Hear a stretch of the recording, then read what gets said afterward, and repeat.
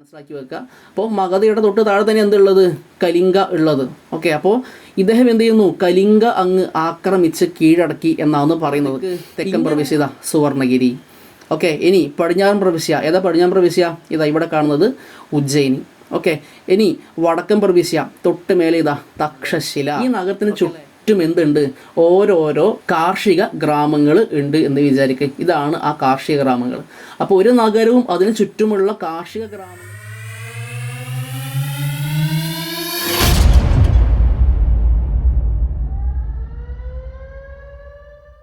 അപ്പോൾ നമ്മൾ കഴിഞ്ഞ ക്ലാസ്സിൽ എന്താണ് മഹാജനപദങ്ങളെന്നും 16 മഹാജനപദങ്ങളുണ്ട്, അതിലേറ്റവും പവർഫുൾ ആയിട്ടുള്ള മഹാജനപദമായിരുന്നു ഏത്, മഗധ എന്ന് പറഞ്ഞിട്ടുണ്ട്. പിന്നീട് മഗധയിലെ പ്രധാനപ്പെട്ട രാജവംശങ്ങൾ മക്കളെ ഓർമ്മയില്ല നിങ്ങൾക്കത്? ഹാര്യങ്ക വംശം, ശിശുനാഗ വംശം, നന്ദവംശം, പ്ലസ് ഞാൻ ഇവിടെ ഒന്നുകൂടി പറഞ്ഞിട്ടുണ്ടായിരുന്നു മൗര്യ രാജവംശം. അതിലെ പ്രധാനപ്പെട്ട രാജാക്കന്മാർ ഹാര്യങ്ക വംശത്തിൽ ബിംബിസാരനും അജാതശത്രുവും, ശിശുനാഗ വംശത്തിൽ ശിശുനാഗൻ, നന്ദവംശത്തിൽ മഹാപത്മനന്ദൻ, മൗര്യ സാമ്രാജ്യത്തിൽ നമ്മൾ 2 രാജാക്കന്മാരെ പഠിച്ചിട്ടുണ്ടായിരുന്നു. ഒന്ന് ചന്ദ്രഗുപ്ത മൗര്യനും 2 അശോകനും. ഓക്കെ, അതാണ് നമ്മൾ കഴിഞ്ഞ ക്ലാസ്സിൽ പറഞ്ഞു വെച്ച കാര്യമെന്ന് പറയുന്നത്. ഓക്കെ അല്ലേ? ഇനി നോക്കിയേ, മഗധയിൽ നിന്ന് മൗര്യ രാജ്യത്തിലേക്ക്, ഇതാണ് ടോപ്പിക്കിൻ്റെ പേര്.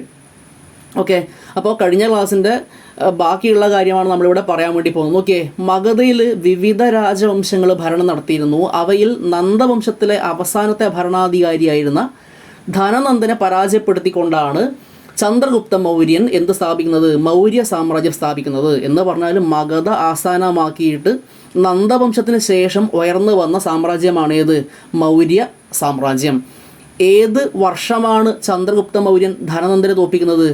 BC 321 കാര്യം മനസ്സിലാക്കി വെക്കുക. ഇനി ഈ മൗര്യ സാമ്രാജ്യത്തിൻ്റെ തലസ്ഥാനം ഏതാണെന്ന് മക്കളെ അതെന്ത് ചെയ്യണം, നിർബന്ധമായിട്ടും പഠിച്ചു വെക്കണേ. പാടലീപുത്രം, ഇന്നത്തെ പാട്ന, നമ്മൾ നേരത്തെ പാവപുരി എന്നൊക്കെ പഠിച്ചിട്ടുണ്ടല്ലേ. അപ്പോൾ അതേ പാടലീപുത്രം തന്നെയാണെന്ന് മൗര്യ സാമ്രാജ്യത്തിൻ്റെ തലസ്ഥാനം എന്നുള്ള കാര്യം കൂടി മനസ്സിലാക്കി വെക്കുക. ഇനി ഈ മൗര്യ സാമ്രാജ്യത്തിനെ കുറിച്ചിട്ട് നമുക്ക് അറിവ് ലഭിക്കുന്ന സോഴ്സസ് ഏതൊക്കെയാണ് എന്നുള്ളതാണ്. മെഗസ്തനീസിൻ്റെ വിവരണങ്ങളിലൂടെയാണ് നമുക്ക് പ്രധാനമായിട്ടും മൗര്യ രാജ്യവംശത്തിനെ കുറിച്ചുള്ള അറിവ് നമുക്ക് ആദ്യമായിട്ട് ലഭിക്കുന്നത്. ഇപ്പോൾ ഇന്ത്യക പോലെയുള്ള പുസ്തകങ്ങളുണ്ട്, ഇന്ത്യയെക്കുറിച്ച് എന്നാണ് ഇന്ത്യക്ക് എന്ന വാക്കിൻ്റെ അർത്ഥം. അപ്പോൾ മെഗസ്തനീസ് ആണ് അത് എഴുതിയിട്ടുള്ളത്. ആരാ മെഗസ്തനീസ് അറിയില്ലേ? ഗ്രീക്ക് അംബാസിഡറാണ് ആര്, മെഗസ്തനീസ് എന്നുള്ള കാര്യം മനസ്സിലാക്കി വെക്കുക. അദ്ദേഹത്തിൻ്റെ വിവരണങ്ങളിലൂടെ നമുക്ക് എന്ത് ലഭിക്കുന്നുണ്ട്, മൗര്യ രാജ്യവംശത്തിനെ കുറിച്ചിട്ടുള്ള ചരിത്രം നമുക്ക് ലഭിക്കുന്നുണ്ട്. രണ്ടാമത്തേത് അർത്ഥശാസ്ത്രമാണ്. ഓക്കെ, ആരാണ് അർത്ഥശാസ്ത്രം എഴുതിയത്? കൗഡില്യൻ അല്ലെങ്കിൽ ചാണക്യൻ അല്ലെങ്കിൽ വിഷ്ണുഗുപ്തൻ, മൂന്നാളും ഒന്ന് തന്നെയാണ്. അപ്പോൾ കൗഡില്യൻ്റെ അർത്ഥശാസ്ത്രത്തിലൂടെയും നമുക്ക് എന്ത് ലഭിക്കുന്നുണ്ട്, മൗര്യ രാജ്യത്തെക്കുറിച്ചുള്ള അറിവുകൾ നമുക്ക് ലഭിക്കുന്നുണ്ട്. മൂന്നാമതായിട്ട് അശോകൻ്റെ ലിഖിതങ്ങളാണ് അല്ലേ, അശോകൻ്റെ ശിലാലിഖിതങ്ങളിലൂടെയും നമുക്ക് എന്ത് ലഭിക്കുന്നുണ്ട്, മൗര്യ വംശത്തെക്കുറിച്ചുള്ള അറിവുകൾ ലഭിക്കുന്നുണ്ട്. അതേപോലെ തന്നെ നാണയങ്ങൾ, ഏറ്റവും ഇമ്പോർട്ടൻ്റ് ആയിട്ടുള്ള മറ്റൊരു സോഴ്സാണ് ഇതെന്ന്, നാണയങ്ങൾ. ഈ നാണയങ്ങളിലൂടെയും നമുക്ക് എന്ത് ലഭിക്കുന്നുണ്ട്, മൗര്യ വംശത്തെക്കുറിച്ചുള്ള അറിവുകൾ നമുക്ക് ലഭിക്കുന്നുണ്ട്. അപ്പോൾ അതൊന്നും എന്ത് ചെയ്യുക, നിങ്ങൾ കൃത്യമായിട്ടൊന്ന് പഠിച്ച് വെക്കുക. ഓക്കെ അല്ലേ? മൗര്യ രാജ്യത്തിൻ്റെ ചരിത്രത്തെക്കുറിച്ചിട്ട് പഠനത്തിന് സഹായിക്കുന്ന സോഴ്സസ് ഏതൊക്കെയാണെന്ന് ചോദിച്ചാൽ നിങ്ങൾ എന്ത് എഴുതണം, ഇതൊക്കെ എഴുതണം. ഓക്കെ അല്ലേ? ഇനി അതിൽ നമ്മൾ അർത്ഥശാസ്ത്രം കണ്ടു അല്ലേ. എന്താണ് അർത്ഥശാസ്ത്രം? അതുമായി ബന്ധപ്പെട്ടിട്ട് കുറച്ച് കാര്യങ്ങൾ നമ്മൾ എന്ത് ചെയ്തിട്ടുണ്ട്, 8ാം ക്ലാസ് പഠിച്ചിട്ടുണ്ട്. സെയിം സാധനം നമ്മളിവിടെ എന്ത് ചെയ്യുന്നു, ഒന്നുകൂടി പഠിക്കുന്നു. അർത്ഥശാസ്ത്രം അല്ലേ, എഴുതിയത് ആരാണ് നമുക്കറിയാം, കൗഡില്യൻ്റെ അർത്ഥശാസ്ത്രം അല്ലേ. കൗഡില്യൻ അല്ലെങ്കിൽ വിഷ്ണുഗുപ്തൻ അല്ലെങ്കിൽ ചാണക്യൻ, അദ്ദേഹത്തിൻ്റെ ആണിതെന്ന് അർത്ഥശാസ്ത്രം. ഈ അർത്ഥശാസ്ത്രം കണ്ടെത്തി പ്രസിദ്ധീകരിച്ച ആളുടെ പേര് നിങ്ങൾ എന്ത് ചെയ്യണം, പഠിക്കണം അല്ലേ. അത് ആരാണ് മക്കളെ? അത് ശ്യാമശാസ്ത്രികളാണെന്നുള്ള കാര്യം മനസ്സിലാക്കി വെക്കുക.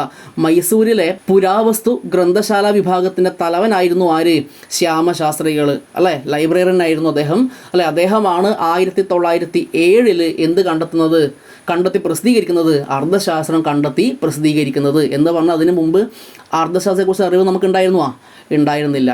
ഓക്കെ അല്ലേ? ഇനി അർത്ഥശാസ്ത്രത്തിൽ പറയുന്ന കാര്യങ്ങൾ അല്ലേ, നോക്കിയേ, സപ്താംഗ സിദ്ധാന്തം എന്ന് പറയും അല്ലേ. അതായത് ഒരു രാജ്യത്തിന് നിർബന്ധമായിട്ട് വേണ്ടുന്ന 7 ഘടകങ്ങളാണ് എന്ത് പേരിൽ അറിയപ്പെടുന്നത്, സപ്താംഗങ്ങൾ എന്ന പേരിൽ അറിയപ്പെടുന്നത്. ഇതും നമ്മൾ 8ാം ക്ലാസ്സിൽ പഠിച്ച സാധനമാണ്. സ്വാമി എന്ന് പറഞ്ഞാൽ എന്താ മക്കളെ, രാജാവ്. അമാത്യൻ മന്ത്രി. ജനപദം നമുക്കറിയാം അല്ലേ, ഓൾറെഡി നമ്മൾ പഠിച്ചു കഴിഞ്ഞു 16 മഹാജനപദങ്ങൾ. അപ്പോൾ മഹാജനപദം അല്ലേ എന്താണ്, ഭൂമേഖലയും ജനങ്ങളും. ദുർഗം എന്തെങ്കിലും ദുർഗം എന്ന് വെച്ചിട്ടുണ്ടെങ്കിൽ കോട്ട എന്ന് മാത്രം പഠിച്ചു വെക്കുക. ഓക്കെ അല്ലേ, ഫോർട്ട് ഉണ്ടല്ലോ, കോട്ട, യെസ്, അതാണ് ഇതെന്ന് ദുർഗം എന്ന് പറയുന്നത്. പിന്നെയോ കോസയാണ്, കോസ അല്ലെങ്കിൽ കോശം അല്ലേ, എന്താണ്, ഖജനാവാണെന്നുള്ള കാര്യം മനസ്സിലാക്കി വെക്കുക. ദണ്ഡ എന്ന് പറഞ്ഞാൽ എന്താണ്, നീതിന്യായമാണെന്ന് മനസ്സിലാക്കി വെക്കുക. മിത്രം എന്ന് പറഞ്ഞാൽ സൗഹൃദ രാജ്യങ്ങളാണ്. നിങ്ങൾ നോക്കിയാൽ ഈ സപ്താംഗങ്ങളിൽ ഏതെങ്കിലും ഒരു സാധനം ഇല്ലാതെ ആയാൽ പിന്നെ രാഷ്ട്രം ഉണ്ടാവില്ല. മനസ്സിലല്ലേ? അപ്പോൾ ഇത് നൂറ്റാണ്ടുകൾക്ക് മുമ്പ് എന്താണ്, കൗടില്യൻ രാഷ്ട്രതന്ത്രവുമായി ബന്ധപ്പെട്ടിട്ട് അദ്ദേഹം മുമ്പേ പറഞ്ഞിട്ടുള്ള കാര്യമാണ്. ഇപ്പോൾ രാജാവില്ലെങ്കിൽ രാജ്യം ഉണ്ടാവുമോ? ഇല്ല. രാജാവിന് വേണ്ടുന്ന ഉപദേശം നൽകാൻ വേണ്ടിയിട്ട് മന്ത്രിമാരില്ലെങ്കിൽ രാജ്യം ഉണ്ടാവുമോ? ഇല്ല. ജനങ്ങളില്ലെങ്കിൽ, ഭൂമേഖലയില്ലെങ്കിൽ രാജ്യം ഉണ്ടാവുമോ? ഇല്ല. മനസ്സിലല്ലേ? അപ്പോൾ കോട്ട അതൊക്കെ പഴയൊരു എന്താണ് രീതിയാണ്. പക്ഷെ എന്തായാലും അതിർത്തി എന്ന് നമുക്ക് വേണമെങ്കിൽ പറയാം അല്ലേ. അതിർത്തി ഇല്ലെങ്കിൽ രാജ്യം ഉണ്ടാവുമോ? ഇല്ല. ഖജനാവ് ഇല്ലെങ്കിൽ രാജ്യം ഉണ്ടാവുമോ? ഉണ്ടാവില്ല. നീതിന്യായം ഇല്ലെങ്കിലോ രാജ്യം നശിച്ചു പോവും അല്ലേ. സൗഹൃദ രാജ്യങ്ങൾ വേണം. ഓക്കെ, അപ്പോൾ ഇതൊക്കെയാണ് എന്തിൽ പറഞ്ഞത്, അർത്ഥശാസ്ത്രത്തിലെ സപ്താംഗ സിദ്ധാന്തത്തിൽ പറയുന്ന കാര്യങ്ങൾ എന്നുള്ള കാര്യം കൂടി മനസ്സിലാക്കി വെക്കുക. ഓക്കെ അല്ലേ, ക്ലിയർ. ഇനി നോക്കിയ മക്കളെ, ഇനി ഇവിടെ നമുക്ക് ഏറ്റവും പ്രധാനപ്പെട്ടുള്ള മറ്റൊരു കാര്യമാണ് പറയാനുള്ളത്. നോക്കുക, നമ്മൾ പറഞ്ഞു ചന്ദ്രഗുപ്ത മൗര്യന് ശേഷം അല്ല, ചന്ദ്രഗുപ്ത മൗര്യന് ശേഷം മൗര്യ സാമ്രാജ്യത്തിലെ ഏറ്റവും പ്രധാനപ്പെട്ട ഭരണാധികാരിയായിരുന്നു ആര്? അശോകൻ അല്ലേ. ചന്ദ്രഗുപ്ത മൗര്യന് ശേഷം ബിന്ദുസാരൻ, ശേഷം അശോകൻ. ആ രീതിയിൽ എന്ത് ചെയ്യുന്നത്, രാജാക്കന്മാരുടെ ആ ഒരു എന്താണ്, ആൾക്കാർ വരുന്ന ആ ഒരു മുറ എന്ന് പറഞ്ഞാൽ അങ്ങനെയാണ്. ഓക്കെ, അപ്പോൾ എന്താണ്, ചന്ദ്രഗുപ്ത മൗര്യൻ, ശേഷം ബിന്ദുസാരൻ, ശേഷം അശോകൻ.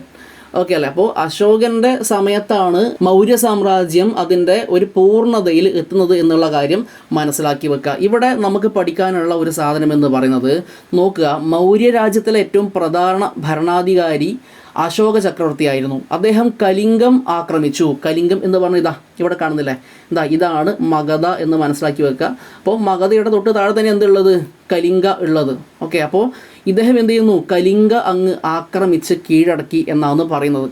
ഇങ്ങനെ ആക്രമിച്ച് കീഴടക്കോട് കൂടിയിട്ട് മൗര്യ സാമ്രാജ്യം വിശാലമായി. പക്ഷേ കലിംഗ യുദ്ധാനന്തരം അശോക ചക്രവർത്തി യുദ്ധങ്ങൾ ഉപേക്ഷിച്ചതായിട്ട് ലിഖിതങ്ങളിൽ രേഖപ്പെടുത്തുന്നു. ഇവിടെ ഞാൻ നിങ്ങൾക്ക് കുറച്ച് കാര്യങ്ങൾ പറഞ്ഞുതരാം. അതായത് എന്താണ്, അശോക ചക്രവർത്തി കലിംഗ ആക്രമിച്ച് കീഴടക്കി അല്ലെ, അതിൽ ആയിരക്കണക്കിന് ലക്ഷം ആൾക്കാരൊക്കെ മരിച്ചു എന്നൊക്കെയാണ് പറയപ്പെടുന്നത്. എന്തിനായാലും ഇദ്ദേഹം കലിംഗ ആക്രമിച്ചിട്ട് എന്താണ്, മൗര്യ സാമ്രാജ്യത്തോട് കൂടിയിട്ട് കലിംഗ ചേർത്ത് വെച്ചതിന് ശേഷം ഇദ്ദേഹം വീണ്ടും എങ്ങോട്ടേക്ക് പോവുകയാണ്, പാടലിപുത്രത്തിലേക്ക് പോവുകയാണ്. അപ്പോൾ ഈ ഒരു സമയത്ത് ഇദ്ദേഹത്തിൻ്റെ മനസ്സ് തന്നെ മാറ്റിമറിച്ച ഒരു ബുദ്ധ സന്യാസിനെ കണ്ടുമുട്ടുകയുണ്ടായി. അതായത് അദ്ദേഹത്തിൻ്റെ പേര് ഉപഗുപ്തൻ എന്നാണ് എൻ്റെ ഒരു ഓർമ്മ. ഉപഗുപ്തൻ, മെഗാലി പുട്ടത്തിസ എന്നൊക്കെയാണ് അദ്ദേഹം അറിയപ്പെടുന്നത്. എന്തായാലും ആ ഒരു ബുദ്ധ സന്യാസിനെ കാണുകയും അദ്ദേഹമാണ് അശോകൻ്റെ മനസ്സ് ഫുള്ളങ്ങ് മാറ്റിമറിക്കുന്നത്. അതായത് ഈ കലിംഗ ആക്രമിച്ചത് നീ എന്ത് നേടി, കുറേ ആൾക്കാരുടെ ജീവൻ ഇല്ലാതെയാക്കി എന്നല്ലാതെ നീ ജീവിതത്തിൽ ഒന്നും നേടിയിട്ടില്ല എന്നുള്ള കാര്യം ആര് പറയുന്നു? ഉപഗുപ്തൻ അദ്ദേഹത്തിന് പറഞ്ഞ് ബോധ്യപ്പെടുത്തുന്നു. അങ്ങനെ അദ്ദേഹം എന്ത് ചെയ്യുന്നു, അദ്ദേഹത്തിൻ്റെ മനസ്സ് മാറിയിട്ട് അവസാനം ബുദ്ധമതത്തിലേക്ക് എന്ത് ചെയ്യുന്നു അല്ലെ, കൺവേർട്ട് ചെയ്യപ്പെടുന്നു എന്നാണ് ചരിത്രം പറയുന്നത്. എന്തിനായാലും കലിംഗ യുദ്ധത്തിന് ശേഷം അദ്ദേഹം എന്ത് ചെയ്തു, യുദ്ധങ്ങൾ ഉപേക്ഷിച്ചതായിട്ട് നമുക്ക് കാണാൻ വേണ്ടി പറ്റും. ഓക്കെ, അപ്പോൾ ഇവിടെ തൊട്ട് താഴെ നോക്കിയാൽ നിങ്ങൾക്ക് ഇവിടെ കാണാൻ പറ്റും, ഇതെന്താണ്, അശോകൻ്റെ ധർമ്മമാണ് കേട്ടോ. അശോകൻ്റെ ധർമ്മം എന്ന് പറഞ്ഞാൽ അശോകൻ്റെ ശിലാശാസനങ്ങൾ, ബുദ്ധമത തത്വങ്ങളും കാര്യങ്ങളൊക്കെ വലിയ പാറക്കല്ലുകളിലാക്കിയിട്ട് എന്ത് ചെയ്യുന്നത്, രാജ്യത്തിൻ്റെ വിവിധ ഭാഗങ്ങൾ അദ്ദേഹം എന്ത് ചെയ്തിട്ടുണ്ട്, അങ്ങ് നാട്ടി വെക്കാറുണ്ടായിരുന്നു അല്ലേ. അതെന്ത് പേരിൽ അറിയപ്പെടുന്നത്, അശോകൻ്റെ ശിലാശാസനങ്ങൾ എന്ന പേരിൽ അറിയപ്പെടുന്നത്. ഇത് ഇന്ത്യയിലുണ്ട്, അതേപോലെ തന്നെ പാകിസ്ഥാനിലുണ്ട്, അങ്ങ് അഫ്ഗാനിസ്ഥാൻ വരെ എന്ത് നീണ്ടു കിടക്കുന്നുണ്ട്. ഇദ്ദേഹത്തിന് ഇങ്ങനെയുള്ള വലിയ പില്ലർ എഡിക്ട്സ് എന്ത് ചെയ്യുന്നുണ്ട്, അങ്ങ് നീണ്ടു കിടക്കുന്നുണ്ട്. ഓക്കെ, എന്തായാലും അതിൽ മെയിനായിട്ട് പറയുന്ന കാര്യം എന്താണ്, മറ്റൊന്നുമല്ല, എന്താണ്, അശോകൻ്റെ ധർമ്മം തന്നെയാണ്. ഓക്കെ അല്ലേ. ഇനി നോക്കിയേ, ഇവിടെ കുറച്ച് കാര്യങ്ങൾ കാണാൻ പറ്റും. ഇപ്പോൾ റുമിന്ദൈ എന്ന് കാണുന്നില്ലേ. ഓക്കെ, റുമിന്ദൈ എന്ന് പറഞ്ഞാൽ ലുംബിനി എന്നാണ് അർത്ഥം. ഓക്കെ അല്ലേ. ഇനി ഇവിടെ ബുദ്ധശാക്യമുനി എന്ന് കാണുന്നില്ലേ. ആര് ഈ ബുദ്ധശാക്യമുനി? നമുക്കറിയാം ശ്രീബുദ്ധനാണ് എന്തെന്ന്, ബുദ്ധശാക്യമുനി. നമ്മൾ എന്താണ് ബുദ്ധമതം പറയുന്ന സമയത്ത് നമ്മൾ ഓൾറെഡി പഠിച്ച കാര്യമാണ്. ബുദ്ധൻ്റെ പല പേരുകൾ ഓർമ്മയുണ്ടോ? ഏതൊക്കെയാണ്? ഒന്ന് ഞാൻ പറഞ്ഞിട്ടുണ്ട്, ശരിക്കും പേരെന്താണ്, സിദ്ധാർത്ഥൻ. രണ്ടാമതായിട്ട് ബുദ്ധശാക്യമുനി, മൂന്നാമതായിട്ട് തഥാഗതൻ, നാലാമതായിട്ട് ഗൗതമൻ എന്നീ പേരിൽ ഞാൻ പറഞ്ഞിട്ടുണ്ടായിരുന്നു. ഓക്കെ അല്ലേ. അപ്പോൾ ബുദ്ധശാക്യമുനി എന്ന് പറഞ്ഞാൽ ശ്രീബുദ്ധൻ. ഓക്കെ, ഇനി എന്താ മക്കളെ നോക്കി ഇവിടെ നോക്കിയേ, ദേവാനാം പിയ ദസി എന്ന് കാണുന്നുണ്ടല്ലോ. അതാരാണെന്ന് മനസ്സിലാക്കി വെക്കുക, അത് അശോകനാണ് എന്നുള്ള കാര്യം മനസ്സിലാക്കി വെക്കുക. ഇനി നോക്കിയേ, ബുദ്ധശാക്യമുനി ജനിച്ച ഈ സ്ഥലത്ത്, ഏത് സ്ഥലത്ത്, റുമിന്ദേയി, ലുംബിനി അല്ലേ, ഈ സ്ഥലത്ത് ദേവാനാം പിയാപിയാദസി കിരീടധാരണത്തിന് 20 വർഷത്തിന് ശേഷം നേരിട്ട് വന്ന് ആരാധന നടത്തി എന്നാണ് പറയുന്നത്. ഓക്കെ അല്ലേ? അപ്പോൾ നിങ്ങൾ എന്താണ് ഇവിടെ ആ പേരുകൾ മാത്രം എന്ത് ചെയ്താൽ മതി, നിങ്ങളുടെ മനസ്സിലുണ്ടായാൽ മതി. ദേവാനാം പിയാദസി എന്ന് പറഞ്ഞാൽ ദേവന്മാർക്ക് പ്രിയപ്പെട്ടവൻ എന്നാണ് അർത്ഥം. എന്തുതന്നെയായാലും അശോകൻ ലുംബിനിയിൽ എത്തുകയും അദ്ദേഹത്തിന് ആരാധന നടത്തി എന്നാണ് പറയുന്നത്. ഓക്കെ അല്ലേ? പിന്നെ ഇവിടെ പറഞ്ഞ മറ്റൊരു കാര്യമാണ് മക്കളെ, ലുംബിനിയിലുള്ള ആളുകളെ ബലിയിൽ നിന്ന് ഒഴിവാക്കുകയും അവർ വിളവിൻ്റെ 1/8 ഭാഗം അല്ലെ 1/8 ഭാഗം മാത്രം കൊടുക്കണം. അതാണ് ഈ ഭാഗ എന്ന പേരിൽ അറിയപ്പെടുന്നത്. നമ്മൾ ഓൾറെഡി പറഞ്ഞിട്ടുണ്ട്, ബലിയും ഭാഗയും 2 നികുതികളാണ്. അപ്പോൾ എന്തായാലും ലുംബിനിയിലുള്ള ആളുകളെ ബലിയിൽ നിന്ന് ഒഴിവാക്കി പകരം എന്താക്കി, വിളവിൻ്റെ 1/8 ഭാഗം മാത്രം എന്ത് ചെയ്താൽ മതി, നികുതിയായിട്ട് കൊടുത്താൽ മതി എന്ന് പറയുകയും ചെയ്തു. അതാണ് ഭാഗ എന്ന പേരിൽ അറിയപ്പെടുന്നത്. ക്ലിയർ? ഇത്ര പോരെ മനസ്സിലായി എന്ന് കരുതുന്നു. ഓക്കെ, ഇനി മക്കളെ നോക്കിയേ, അടുത്തെന്താന്ന് മൗര്യ ഭരണമാണ് നമുക്കിവിടെ കാണാൻ വേണ്ടി പറ്റുക. ഓക്കെ, ഇവിടെ നമുക്ക് മനസ്സിലാക്കേണ്ടുന്ന കാര്യം എന്ന് പറയുന്നത് രാജ്യത്തിനെ വിവിധ ഭാഗങ്ങളാക്കിയിട്ട് മാറ്റി. എന്തിനു വേണ്ടിയിട്ട്? ഭരണ സൗകര്യത്തിന് വേണ്ടിയിട്ട്. ഇപ്പം നമ്മളുടെ ഇന്ത്യ എന്ന് പറയുന്ന നമ്മളുടെ രാജ്യത്തിനെ വിവിധ സംസ്ഥാനങ്ങളാക്കി മാറ്റുന്നുണ്ട്, സംസ്ഥാനങ്ങളെ വീണ്ടും ജില്ലകളാക്കി മാറ്റുന്നുണ്ട്. ഈ രീതിയിൽ രാജ്യത്തിനെ വിവിധ പ്രവിശ്യകളാക്കിയിട്ട് മാറ്റി എന്നാണ് പറയുന്നത്. ഈ പ്രവിശ്യകളെയെല്ലാം ആരെ ഏൽപ്പിച്ചു? ഗവർണർമാരെ ഏൽപ്പിച്ചു. എന്ന് പറഞ്ഞാൽ നിങ്ങൾ മനസ്സിലാക്കേണ്ടുന്ന കാര്യം, രാജ്യത്തിന് ഒരു തലവനുണ്ടാവും, അതാണ് രാജാവ് അല്ലേ? രാജ്യത്തിനെ വിവിധ ഭാഗങ്ങളാക്കിയിട്ട് മാറ്റുന്നു. ഈ ഭാഗങ്ങളെ ആരെ ഏൽപ്പിക്കുന്നു? ഗവർണർമാരെ ഏൽപ്പിക്കുന്നു. ഓക്കെ അല്ലേ? ഇങ്ങനെയുള്ള ഭാഗങ്ങളാണ് പ്രവിശ്യകൾ എന്നറിയപ്പെടുന്നത്. പ്രവിശ്യകളുടെ ഭരണം ആരാണ് ഏറ്റെടുക്കുക? ഗവർണർമാരാണ് ഏറ്റെടുക്കുക. അപ്പോൾ രാജ്യത്തിന് തലസ്ഥാനം ഉണ്ടാവും. ആ തലസ്ഥാനം ആരുടെ നേരിട്ടുള്ള നിയന്ത്രണത്തിന് കീഴിലായിരിക്കും? രാജാവിൻ്റെ നേരിട്ടുള്ള നിയന്ത്രണത്തിന് കീഴിലായിരിക്കും. ക്ലിയർ? ഓക്കെ, അപ്പോൾ എന്ത് ചെയ്യുക, അതുകൂടി നിങ്ങളുടെ മനസ്സിൽ ഉണ്ടാവണം. രാജ്യത്തിനെ പ്രവിശ്യകളായിട്ട് വിഭജിച്ചു. പ്രവിശ്യകളുടെ അധികാരി എന്ന് പറഞ്ഞത് ആരായിരുന്നു? അത് ഗവർണർ ആയിരുന്നു എന്നുള്ള കാര്യം മനസ്സിലാക്കി വെക്കുക. ക്ലിയർ? ഇനി നോക്കിയേ, ഇതിൻ്റെ പ്രവിശ്യകൾ അവിടെ പറയുന്നുണ്ട്. ഇവിടെ എന്താ നിങ്ങൾക്ക് കാണാണ്ട് പറ്റും, ഒരു ചെറിയൊരു മാപ്പ് കാണാണ്ട് പറ്റും. വടക്കും കിഴക്കും പടിഞ്ഞാറ് തെക്കൊക്കെ അറിയാലോ. ഏതാണ് വടക്ക്? അങ്ങോട്ട് നോക്കിയേ, ഇതാണ്. ഇങ്ങനെ നമ്മൾ നോക്കുന്നതാണെങ്കിൽ ഇത് വടക്ക് അല്ല, ഇത് പടിഞ്ഞാറ്, ഇത് കിഴക്ക്, ഇത് തെക്ക്. ഇനി നിങ്ങൾ തൊട്ട് താഴെയുള്ള ആ ഒരു കോളം എന്ത് ചെയ്യുക, അങ്ങ് ഫില്ല് ചെയ്ത് കേട്ടോ. തെക്കൻ പ്രവിശ്യ ഏതാ? തെക്കൻ പ്രവിശ്യ ഇതാ സുവർണഗിരി. ഓക്കെ, ഇനി പടിഞ്ഞാറൻ പ്രവിശ്യ ഏതാ? പടിഞ്ഞാറൻ പ്രവിശ്യ ഇതാ ഇവിടെ കാണുന്നത് ഉജ്ജയിനി. ഓക്കെ, ഇനി വടക്കൻ പ്രവിശ്യ തൊട്ട് മേലെ ഇതാ തക്ഷശില. ഓക്കെ അല്ലേ? കിഴക്കൻ പ്രവിശ്യ ഇതാ ഇവിടെ തോശാലി. നിങ്ങളിവിടെ കണ്ടില്ലേ പാടലിപുത്രം, എന്താ അത് മൗര്യ രാജ്യത്തിൻ്റെ തലസ്ഥാനമാണെന്നുള്ള കാര്യം മനസ്സിലാക്കുക. ഓക്കെ അല്ലേ? അപ്പോൾ വടക്കൻ പ്രവിശ്യ തക്ഷശിലയാണ്, പടിഞ്ഞാറൻ പ്രവിശ്യ ഉജ്ജയിനിയാണ്, കിഴക്കൻ പ്രവിശ്യ തോശാലിയാണ്, തെക്കൻ പ്രവിശ്യ സുവർണഗിരിയാണ്. ക്ലിയർ? ഓക്കെ, ഇനി നോക്ക്, ഇനി എന്താണ് ഇതിനെക്കുറിച്ചാണ് പറഞ്ഞത്? യെസ്, സൈന്യത്തിനെ കുറിച്ച് പിന്നീട് നമുക്ക് കാണാൻ പറ്റുക. നിങ്ങൾ ബാഹുബലി സിനിമ കണ്ടില്ലേ?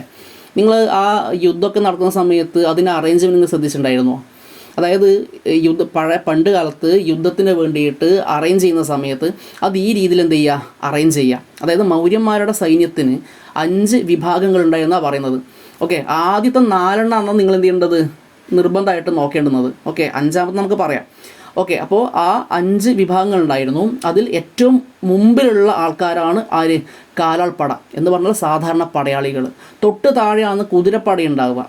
ഓക്കെ, കുതിരകളെ എന്താണെന്ന് വെച്ചുകൊണ്ട് മുമ്പോട്ടേ പോകുന്ന ആൾക്കാർ അല്ലേ. 3ാമതായിട്ട് തേര്. ഓക്കെ, തേര് അല്ലെങ്കിൽ രഥം എന്നൊക്കെ നമുക്ക് വേണമെങ്കിൽ പറയാം. ഓക്കെ, 4ാമതായിട്ട് ഗജം, ആന.